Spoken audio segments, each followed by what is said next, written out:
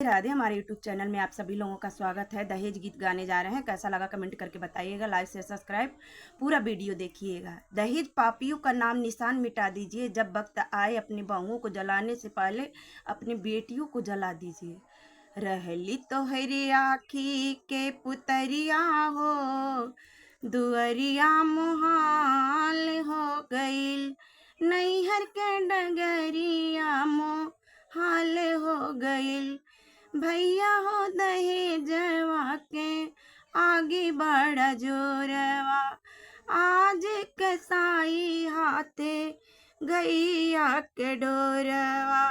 जिंदगी बपानी बिन मछरिया हो, दुअरिया मुहाल हो गईल।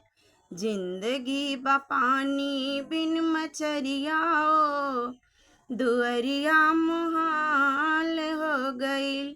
जी कर खाए के जहरे मर जाई, कब से निहारी हम डगरिया हो, दुअरिया मुहाल हो गईल।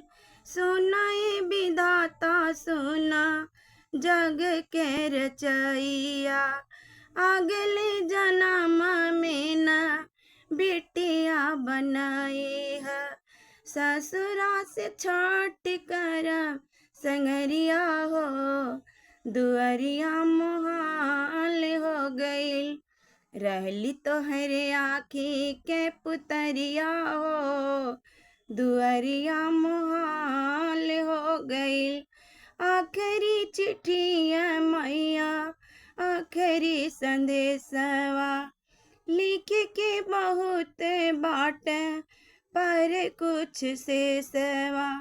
भरी भरी आवे ले नजरिया हो, दुअरिया मुहाल हो गईल।